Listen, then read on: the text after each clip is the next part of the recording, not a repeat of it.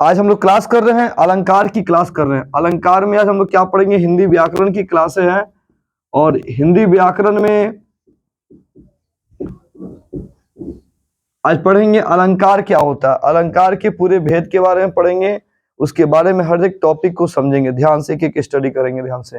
देखिए, अलंकार काव्य की शोभा बढ़ाने वाले तत्व को अलंकार कहते हैं। अब आप सोचोगे काव्य क्या होता है? जानते हैं हिंदी में किताबें होती हैं, गद्य खंड होती हैं और काव्य खंड होते हैं। गद्य खंड में क्या होता है ना कि कहानियां होती हैं, कहानी पढ़ते हैं हम लोग।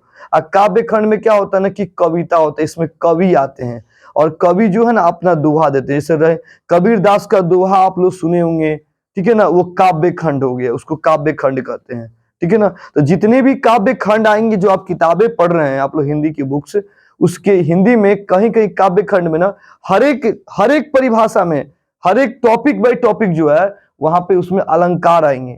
और अलंकार हर चीज में जुड़ा हुआ है, अलंकार हर चीज में जुड़ा हुआ है। उसी अलंकार के बारे में, इसके बारे में समझेंगे, जो हिंदी व्याकरण का बहुत मस्त टॉपिक है। तो काव्य की शोभा बढ़ाने वाले तत्व को अलंकार कहते हैं। अलंकार शब्द दो शब्दों से मिलकर बना है, एक है अलम और एक है कार। अलंकार अलंकार दो शब्द से बना है, एक अलम और एक कार से बना हुआ है। अलम और कार के योग से बना है, जिसका अर्थ होता है आभूषण या विभूषित करने वाला।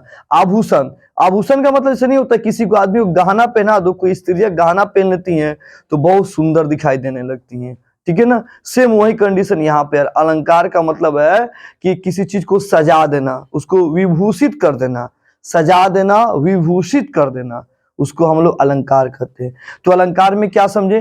काव्य की शोभा बढ़ाएगा उसको अलंकार कहते हैं। दो चीजों से बना होता है, एक होता है अलम और एक होता है कार। दो शब्द मिला, अलम और कार, दोनों को मिला तो क्या बना? अलंकार बना। सबको समझ में आ गया? जिसका अर्थ क्या होता है? जिसका अर्थ क्या होता है कि किसी चीज की शोभा बढ़ाना, किसी चीज की शोभा बढ़ाना, ठीक है। आगे बात करते हैं। अलंकार मुख्य रूप से दो प्रकार के होते हैं। अलंकार दो प्रकार के होते हैं, एक होता है शब्दालंकार और दूसरा होता है अर्थालंकार। एग्जाम में पूछेगा ऑब्जेक्टिव क्वेश्चन में टिक मारने के लिए कि अलंकार मुख्य रूप से कितने होते हैं, तो बताएंगे दो तरह के होते हैं, एक शब्दालंकार, एक अर्थालंकार। लेकिन अलंकार कुल कितने भेद होते हैं? कुल शब्द अगर आ गया ना तो याद रखना तीन बताना है, शब्दालंकार, अर्थालंकार और यहाँ पे उभय अलंकार। उभय अलंकार तो तीन प्रकार के अलंकार हो गए, इसके भेद, कुल भेद तीन। अब मुख्य रूप से दो, मुख्य रूप से दो, कुल भेद कहेगा तो तीन बताएंगे, शब्दालंकार, अर्थालंकार, उभय अलंकार। अब ये सब क्या है इसके बारे में एक एक करके धीरे धीरे देखेंगे। अर्थालंकार मुख्य रूप से पांच प्रकार के होते हैं। जो अर्थालंकार होता है मुख्य रूप से पांच प्रकार होता है। पहला है उपमा, दूसरा है रूपक, तीसरा उत्प्रेक्षा, उसके अतिशयोक्ति और उसके बाद है मानवीकरण। मानवीकरण बोलते हैं। शब्दालंकार मुख्य रूप से तीन प्रकार के होते हैं, ये भी मुख्य रूप से तीन प्रकार होते हैं। एक है अनुप्रास, दूसरा है यमक और तीसरा है सलेस। सलेस सलेस अभी उभय अलंकार अभी आप नहीं पढ़िएगा, आपको दो अलंकार पढ़ना है, यहाँ खुद लिखा हुआ है मुख्य रूप से दो प्रकार। पहले मुख्य रूप से पढ़ लेंगे और तब हम लोग पढ़ेंगे यहाँ कुल भेद, इसके बारे में पढ़ेंगे उभय अलंकार के बारे में। तो आगे फिर बात करते हैं हम लोग यहाँ पे अर्थालंकार के कुल भेद। अब इसका मुख्य रूप से देखे, इसका मुख्य रूप से देखे और इसका भी मुख्य रूप से देखे, दोनों का मुख्य रूप से यहाँ पे देख लिए प्रकार। अब दोनों का कुल भेद देखेंगे। कुल भेद कोई है क्या? तो कुल भेद अर्थालंकार के कुल भेद 9 होते हैं। एक है उपमा, रूपक, उत्प्रेक्षा, मानवीकरण, विरोधाभास, संदेह और अतिशयोक्ति। अतिशयोक्ति, उपमेयोपमा, उपमेयोपमा और भ्रांतिमान होते हैं। तो इस तरह से अर्थालंकार के इसके कुल भेद हो गए, कुल भेद हो गए यहाँ पे। अब शब्दालंकार के कुल भेद को देखेंगे, ठीक है। शब्दालंकार के कुल भेद को देखते हैं हम लोग। तो शब्दालंकार के कुल भेद हमारे कितने हैं? 5।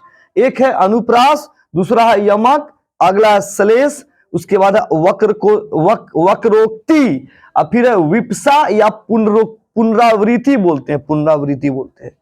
अब है अनुप्रास के भेद। जो यहाँ पे अनुप्रास है ना, इसका पहला, इसका भेद है छेकानुप्रास, वृत्त्यानुप्रास, लाटानुप्रास, श्रुत्वानुप्रास और अनंत्यानुप्रास।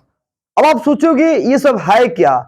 तो अभी आप नए क्लास में एंट्री लिए तो अभी आपको पता नहीं होगा कि गद्य खंड क्या होता है, काव्य खंड क्या होता है। गद्य खंड का मतलब कहानियां होती है, स्टोरी होती है, उसमें अलंकार नहीं आता है। लेकिन काव्य खंड जितने होते हैं ना, कविता, जैसे आप पढ़ेंगे पहला चैप्टर गुरु नानक के बारे में पढ़ेंगे, तुम चंदन हम पानी जाकी ज्योति बरे दिन राती, इस तरह जो सेंटेंस होते हैं ना, सेंटेंस, उसमें अलंकार होता है, अलंकार होता है। अब बिना व्याकरण का कोई हिंदी का टॉपिक नहीं होता है। हम लोग संज्ञा सर्वनाम विशेषण पढ़ते हैं ना, तो ये व्याकरण में मोस्ट इंपोर्टेंट होता है। उसी तरह से काव्य की जो शोभा बढ़ाता है वो हमारा अलंकार होता है, और अलंकार से ही काव्य का रचना किया गया, काव्य की रचना की गई है। जिससे हम लोग प्रार्थना पढ़ते हैं ना, याद करते हैं प्रार्थना में, तू ही राम है, तू रहीम है, तू करीम है, कृष्ण खुदा, उसमें जो ये पढ़ते हैं ना, वो क्या प्रार्थना है। प्रार्थना या काव्य खंड, इन दोनों में अलंकार आता है, और अलंकार से ही सारे क्वेश्चंस, कविता का श्लोक तैयार होता है, कविता का श्लोक तैयार होता है। अब हम एक एक करके अलंकार का एक एक टॉपिक बाय टॉपिक इसको समझेंगे और ध्यान से पढ़ेंगे।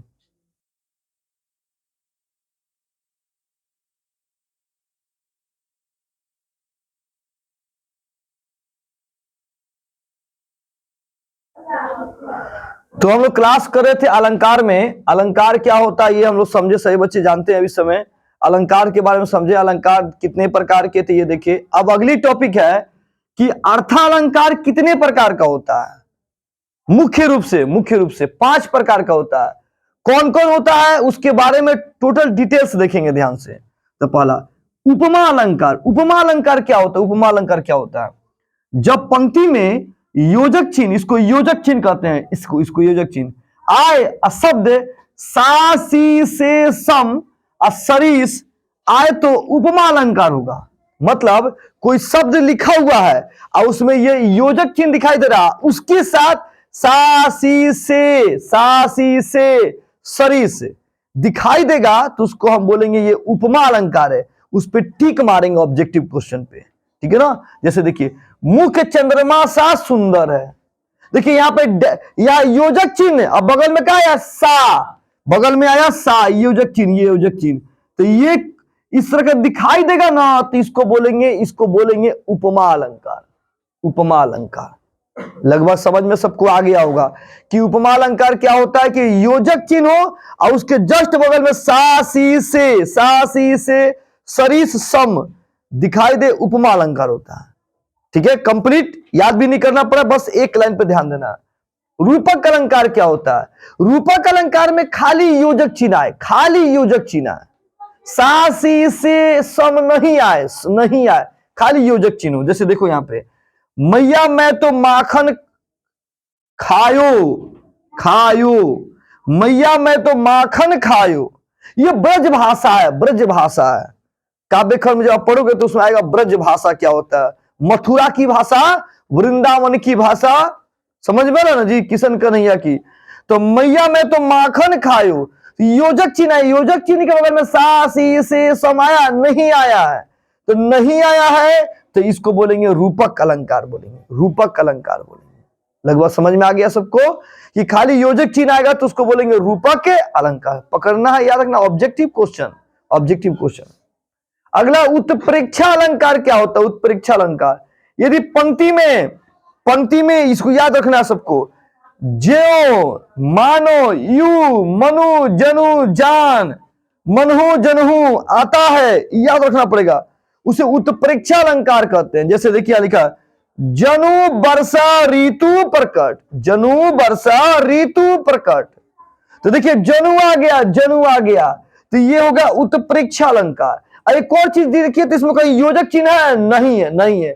अच्छा, योजक चिन्ह के साथ से सासी दिखाई दे रहा है? नहीं है, तो नहीं है। तो जब से सासी है ही नहीं, योजक चिन्ह है ही नहीं, तो फिर कौन अलंकार होगा? तो कौन होगा? उत्प्रेक्षा अलंकार। इसका पहचान दिखाई दे रहा था, लिखा गया, पहचान दिखाई दे रहा है। अब हम लोग अगला अलंकार के बारे में देखते हैं। अब हम पढ़ेंगे अतिशयोक्ति अलंकार क्या होता है। अतिशयोक्ति अलंकार क्या होता है? जहां बढ़ा चढ़ाकर वर्णन किया जाए, तो मूर्ख आदमी कौन है फेंकने के लिए, अब गधा आदमी। जहां बढ़ा चढ़ाकर वर्णन किया जाए उसे अतिशयोक्ति अलंकार कहते हैं।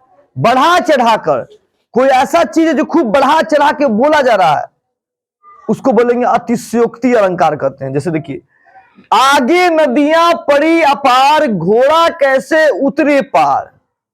बढ़ा चढ़ा के लंबा सेंटेंस नहीं दिखाई दे रहा, खूब बड़ा सेंटेंस है। अच्छा, इसमें कहीं जनहू मनहू ये सब नहीं दिखाई दे रहा है, योजक चिन्ह नहीं दिखाई दे रहा है, सा सी सी सब नहीं दिखाई दे रहा है, खूब लंबा सेंटेंस है, खूब लंबा सेंटेंस है। आगे नदी, नदी आगे है, पड़ी अपार, घोड़ा कैसे उतरे पार। अब उस नदी को कैसे घोड़ा पार करेगा, ये सोच रहे हैं, हम सोच रहे हैं। तो ऐसा सेंटेंस दिखाई देगा तो हम उसको बोलेंगे अतिशयोक्ति अलंकार।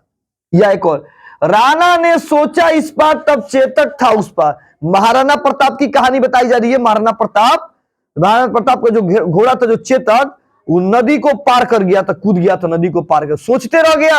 और महाराणा प्रताप सोचते रह गए, तले इधर अकबर की सेना उन पे आक्रमण किया, तले इधर वो उनका सेना आक्रमण किया, वो नदी पार करके उस छलांग निकल गए थे। वो सोचते थे कि नदी कैसे पार करे। उनका चेतक जो घोड़ा था, बहुत तेज घोड़ा था वो। तो ये हो गया सोचना, राणा ने सोचा तले घोड़ा उनका नदी को पार कर गया। ये कथा, इस सेंटेंस में क्या दिख रहा है, बहुत बड़ा सेंटेंस दिखाई नहीं दिखाई दे रहा, बड़ा सेंटेंस, इसको बोलेंगे अतिशयोक्ति, बड़ा चढ़ा के वर्णन किया गया।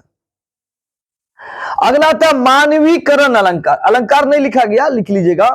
जब प्राकृतिक वस्तुओं में पेड़ पौधे, बादल इत्यादि में मानवीय भावनाओं का वर्णन हो। सिंपल में जानते क्या बताएंगे, जब किसी प्रकृति के बारे में बात हो, प्रकृति माने नेचर के बारे में बात हो, भगवान के द्वारा जो चीज बनाई गई उसकी बात हो, ठीक है ना, प्रकृति की बात हो, उसको बोलेंगे मानवीकरण अलंकार। देखिए कैसे, फूल हंसे कलियां मुस्काई।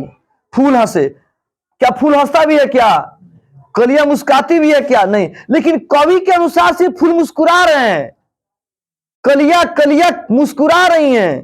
कैसे, तो कलिए से खिला, हम लोग मुंह से मुंह बंद किए हुए, और जब कोई बात है तो हंसते हैं तो मुंह क्या होता है, बड़ा हो जाता है, फैल जाता है। उसी तरह से वो जो कली है फूल का, वो खिल रहा है, कवि के अनुसार खिल रहा है। तो खिलना का मतलब मुस्कुराना बोलते हैं उसको, कवि के अनुसार। आया समझ में। तो फूल हंसे कलियां मुस्काई, तो फूल ये सब क्या है, फूल क्या है, फूल, फल, पत्ता, पेड़ पौधा, बादल, ये सब क्या है, प्रकृति ने बनाया। किसने बनाया, प्रकृति ने। प्रकृति के अनुसार वो खिलते हैं, प्रकृति के अनुसार मुरझा जाते हैं। क्या हम लोग उसको मुरझा सकते हैं, खिला सकते हैं, नहीं, प्रकृति के द्वारा होता है ये सब। आगे देखते हैं, सागर के उर पर नाच नाच करती है लहरें मधुर गान। मैं सागर के उर पर नाच, सागर अब नाच रही है और लहरें गाना गा रही है। कैसे होता है क्या कि समुद्र के नीचे किनारे हम लोग जाते हैं, नदी किनारे, और खूब पानी आ रहा है जा रहा है, तो क्या उसे गाना सुनाई देता है, नहीं सुनाई देता। ये प्राकृतिक देन है। प्रकृति क्या है, देन है। आया समझ में। तो या कोई प्रकृति चीज बात हो रही है, प्रकृति में भगवान के द्वारा बनाई कोई बात हो रही है, सेंटेंस उस तरह कोई दिखाई देगा, उसको मानवीकरण अलंकार बोलेंगे। और खूब बढ़ा चढ़ा के, अच्छा इसमें बढ़ा चढ़ा के थोड़ी बात हो रहा है, ये प्रकृति की बात हो रही है। फूल प्रकृति ने बनाया, कलिया प्रकृति ने बनाया, सागर प्रकृति ने बनाया, लहर प्रकृति ने बनाया। आगे समझ में, आगे नदी पड़ी अपार, घोड़ा कैसे उतरे पर। सेंटेंस दूसरा टाइप का दिखाई दे रहा है, बढ़ा चढ़ा के, जिसको बोलेंगे अतिशयोक्ति अलंकार करते हैं। तो इसी तरह खसका के लाइए धीरे से, हो गया। तो अलंकार में हमने क्लास क्या किया, अर्थालंकार का 5 वेद। पहला पढ़ा उपमा अलंकार, रूपक अलंकार, उत्प्रेक्षा अलंकार, अतिशयोक्ति अलंकार, और फिर मानवीकरण अलंकार। इसके बारे में क्या समझा शॉर्टकट में, योजक चिन्ह सा सी से सम होगा ना जी, 1 नंबर में खत्म। रूपक में क्या बताया, खाली योजक चिन्ह होना चाहिए, 2 खत्म। उत्प्रेक्षा में क्या बताया, जनहु तनहु मनहु ऐसे दिखाई देगा, उत्प्रेक्षा अलंकार। और उसके बाद उधर पड़े अतिशयोक्ति अलंकार, खूब बढ़ा चढ़ा के बात किया जाए। फिर मानवीकरण अलंकार में क्या पड़े, प्रकृति के द्वारा बना हुआ कोई चीज, बादल गरज रहा है, ऐसा कोई शब्द है क्या, बादल गरज रहा है, वर्षा हो रही है, सब बादल चमक रहा है, इंद्रधनुष बना हुआ है, इसको क्या बोलेंगे, मानवीकरण अलंकार बोलेंगे। तीसरा से अर्थालंकार का 5 भेद खत्म हो गया। अब हम पढ़ेंगे शब्दालंकार। और शब्दालंकार की अब आगे के टॉपिक पे हम ध्यान से देखें। तो हम लोग अर्थालंकार की क्लास कर चुके हैं, अब आ रहा है शब्दालंकार क्या होता है, और शब्दालंकार के बारे में समझेंगे। शब्दालंकार मुख्य रूप से 3 प्रकार के होते हैं। और शब्द अलंकार को अच्छे से एक एक बात को सुनते हैं। शब्द अलंकार में 3 चीज आता है, मुख्यतः 3 चीज आता है, ध्यान से सुनना है मेरी बात को। एक वर्ण आता है, एक शब्द आता है और एक वाक्य आता है। तो नीचे बोलो थोड़ा स्लो में, आवाज ज्यादा रहा है। तो शब्द अलंकार में 3 चीज आता है, वर्ण शब्द वाक्य, 3 गो है ही। एक में वर्ण आएगा, एक में शब्द आएगा, एक में वाक्य आएगा। याद हो गया? पहला जो अनुप्रास लिखा है इसमें वर्ण आएगा। जिस अलंकार में वर्ण बार बार आए, इधर देखो बोर्ड पे देखो, जिस अलंकार में वर्ण बार बार आए तो उसे अनुप्रास अलंकार कहते हैं, उसे अनुप्रास अलंकार कहते हैं। देखो कैसे, चारू चंद्र की चंचल किरणें खेल रही जल थल में। अच्छा, इसमें देखो योजक चिन्ह भी आया है ना, इससे कोई मतलब नहीं है। तुम यह शब्द पे देखो, यहां देखो वर्ण, जानते हो वर्ण 2 तरह के होते हैं, स्वर वर्ण, व्यंजन वर्ण। स्वर वर्ण में अ आई आता है, अब व्यंजन में क ख ग आता है, याद रखना, ठीक है। तो स्वर वर्ण, व्यंजन वर्ण। तो स्वर वर्ण या व्यंजन, यहाँ पे वर्ण का मतलब वर्ण की बात हो रही है। देखिए तो यहाँ पे क्या आ रहा है, च। जिस अलंकार में वर्ण बार बार आए, अलंकार बार बार आए, तो अलंकार बार बार आ रहा है, देखो तो वर्ण बार बार आ रहा है। तो जब वर्ण बार बार आएगा तो हम उसको बोलेंगे अनुप्रास अलंकार, अनुप्रास अलंकार। समझ में आ गया? जिसमें वर्ण बार बार आए उसे अनुप्रास अलंकार कहते हैं। फिर आता है यहाँ पे एक और देखिए, मधुर मधुर मुस्कान मनोहर, मनुज वेश की उजियाला, फिर म आ रहा है यहाँ, हयु म में तक इसको नहीं देखना, म देखना है। तो देखिए तो वर्ण आ रहा है ना बार बार। तो जब वर्ण बार बार आएगा तो हम उसको बोलेंगे अनुप्रास अलंकार, बोलेंगे अनुप्रास अलंकार। अब आ रहा है अगला यमक, चमक नहीं, यमक याद रखना, यमक वैसा अलंकार जिसमें एक ही शब्द कई बार बार आए, एक ही चीज बार बार दिखाई दे तुमको, बार एक शब्द कई बार, लेकिन उसका अर्थ अलग अलग हो, अर्थ अनेक माने अलग अलग हो। जैसे देखिए, कनक कनक ते 100 गुनी मदकता। अब देखिए कनक, देखिए तो यहां भी क वर्ण मिल रहा है, लेकिन वर्ण नहीं। देखिए शब्द, देखिए ना शब्द एक जैसा है, मैं देखिए तो शब्द मिल रहा है, मधुर, लेकिन यहाँ देखिए ना, यहाँ पे म अलग अलग हो गया, हुआ कि नहीं हुआ? अरे यहाँ मधुर मिला, लेकिन यहाँ देखो ना अलग हो गया, यहाँ अलग हो गया है। तो इसमें वर्ण देखना, इसमें अनुप्रास में वर्ण देखना, सब अलग अलग। इसमें वर्ण भी मिलेगा लेकिन शब्द भी मिलेगा। तो जिसमें शब्द मिले वो होगा यमक अलंकार। तो कनक शब्द मिल रहा है, एक ही शब्द कई बार आए, लेकिन इसका अर्थ अनेक हो। देखो इस कनक माने होता है सोना, और इस कनक का मतलब होता है धतूरा। एक कनक माने क्या होता है, सोना, और एक कनक का मतलब क्या होता है, धतूरा होता है। समझ में आ गया सबको? तो ये है यमक अलंकार है। फिर अगला होता है सलेश अलंकार। क्या होता है? वैसे अलंकार जिसमें एक शब्द के अनेक अर्थ हो, एक शब्द के, समझिए ना, कोई बड़ा सेंटेंस हो, कोई बड़ा वाक्य हो, खूब बड़ा वाक्य हो। वाक्य देखिए ना, वर्ण शब्द वाक्य, एगो में वर्ण आएगा तो एगो में शब्द आएगा। शब्द देखिए ना बार बार रिपीट हो रहा है, एगो खूब बड़ा सा वाक्य हो। देखिए, रहीमन पानी राखिए, बिन पानी सब सून, पानी गए ना उबरे, मोती मांस चून। अब यहां समझिए, देख रहे हैं वाक्य दिखाई दे दिया, एक वाक्य दिखाई दिया। और एक चीज इसमें देखिए, वैसे लगा जिसमें एक शब्द के अनेक अर्थ हो, एक शब्द के कई अर्थ हो रहा है। समझिए, ये सब आप जूनियर क्लास में नहीं पढ़े हैं, सीनियर में आए हैं तब ये सब चीजें पढ़ाई हो रही है आपको क्लास में। रहीमन पानी, देखिए यहां भी पानी आ रहा है, यहां भी पानी आ रहा है, यहां भी पानी।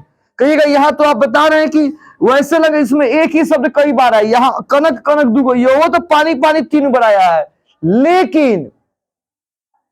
लेकिन इस सेंटेंस में दिमाग लगाइए, ये सेंटेंस एक वाक्य है, एक वाक्य दिखाई दे रहा है, सबका अर्थ अलग अलग है। तेरू में तो शब्द अलग अलग था, इस सोना, ये धतूरा, लेकिन इसमें जो है ना, ये वाक्य नहीं होता, एक छोटा सेंटेंस होता है। क्या होता है? छोटा होता है। ये क्या होता है? बड़ा होता है। शब्द को यही समझना है ध्यान से, ये रटना नहीं है, ये समझना है। इसको आप कहोगे भारी है तो भारी नहीं है, एग्जाम देना है तो तैयार करना पड़ेगा, समझना पड़ेगा। ये यमक अलंकार वाक्य, ये वाक्य छोटा है, छोटा है। एक ही चीज में 2 बार आया है, 2 बार आया, 3 बार आया, 4 बार, उससे मतलब नहीं है। देखिए इसमें वाक्य कैसा होता है, छोटा। और नीचे वाला में सलेश में वाक्य क्या होता है, बड़ा। एक ही चीज बार बार मिलेगा, एक ही चीज बार बार मिलेगा, ऐसे समझिए। सलेश में वाक्य क्या होगा, बड़ा, लेकिन बड़ा होगा, लेकिन एक चीज क्या होगा, बार बार मिलेगा। लेकिन यमक में क्या होगा, एक चीज बार बार आएगा, लेकिन वाक्य कैसा होगा, छोटा।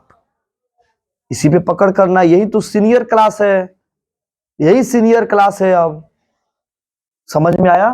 तो यहाँ रहीमन पानी, यहाँ पानी मतलब दूसरा चीज, यहाँ पानी में दूसरा चीज, यहाँ पानी मतलब दूसरा चीज, सबका मतलब अलग अलग है।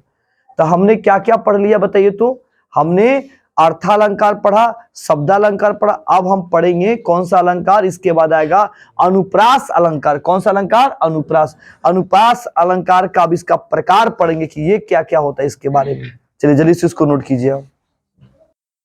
तो अर्थालंकार पढ़ चुके हैं पूरा प्रकार, शब्दालंकार पढ़ चुके हैं। शब्दालंकार में ही एक आता है अनुप्रास, पहला नंबर में, यमक, सलेश। अनुप्रास जो होता है ना, ये 5 प्रकार के होते हैं, इसको ध्यान से देखते हैं।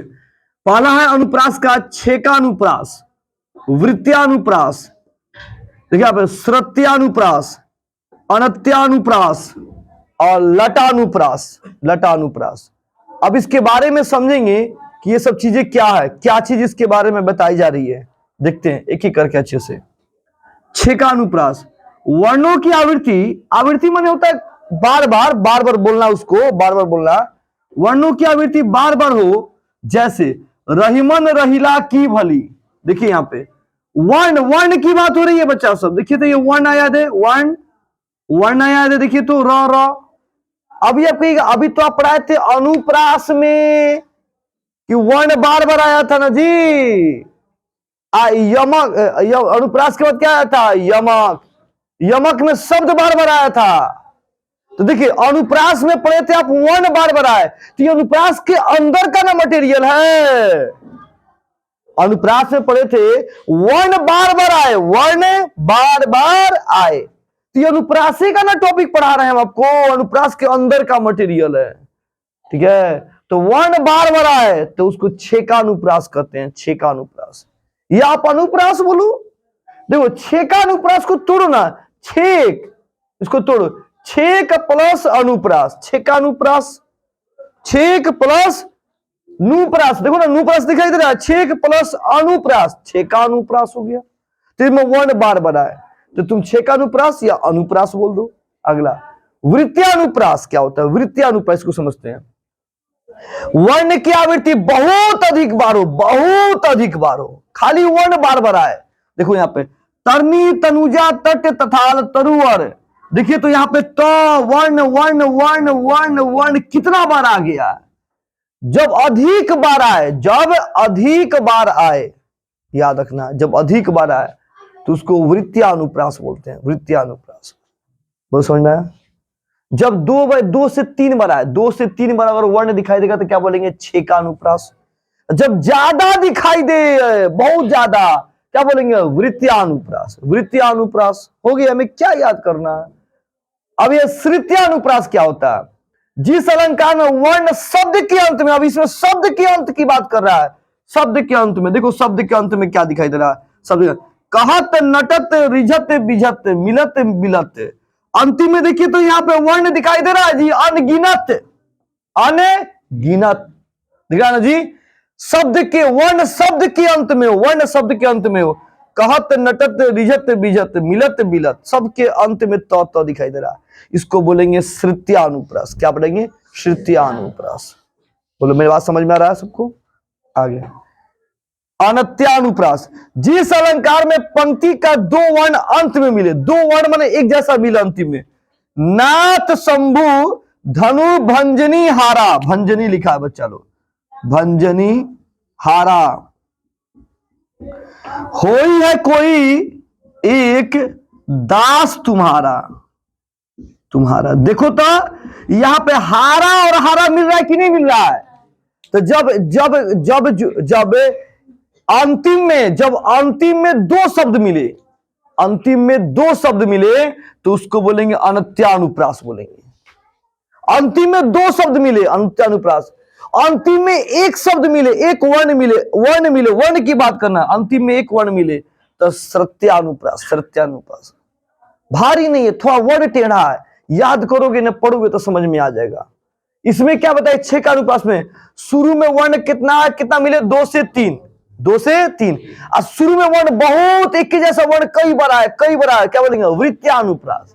वृत्त्यानुप्रास या श्रुत्यानुप्रास में क्या बताया गया, अंतिम में वर्ण मिले, अंतिम में वर्ण मिले बस।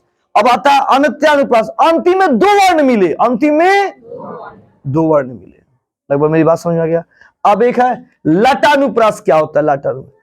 इसका एक होता है ना कि एक ही वाक्य बार बार आए, एक ही वाक्य बार बार आए। देखिए तो हमको लिखो का, हमको लिखो का, हमको लिखो का, हमको लिखो का। मान लीजिए बच्चा है कहा हमको लिखो कहा, इसका मतलब तो हम कहा लिखे, तो तू हिस्ट्री लिखो, इतिहास लिखो। फिर हमको लिखो का तू भूगोल लिखो, हमको लिखो का तू हिंदी लिखो, हमको लिखो का तो तुम मैथ बनाओ, हमको लिखो का तो तुम उर्दू लिखो, तुम नागरिक लिखो। मतलब इसका मतलब शब्द एक ही जैसा है, वाक्य एक ही जैसा है, लेकिन इस सब का अर्थ क्या हो रहा है, अलग अलग। देखिए यहाँ पे लिखा गया, लेकिन इनका अर्थ क्या हो, अलग अलग हो। आया समझ में? तो वाक्य एक ही जैसा दिखाई दे, लाइन खींचने का मतलब नहीं, एक ही चीज तुमको बार बार लिखना है। वाक्य एक ही जैसा, लेकिन अर्थ क्या है, अलग अलग। एक आया का हमको लिखो का, हम का लिखे, हमको लिखो का, सबका अर्थ क्या है, अलग अलग है। तो हमने आज क्या पढ़ लिया, अलंकार की कहानी खत्म कर लिया, अलंकार की कहानी खत्म कर लिया। प्रत्येक टॉपिक से रिलेटेड आपको अलंकार को हमने समझाया है। आप अपने कॉपी में इसको नोट करके बढ़िया से इसको कंप्लीट कीजिए और समझिए और लिखिए, स्टार्ट कीजिए।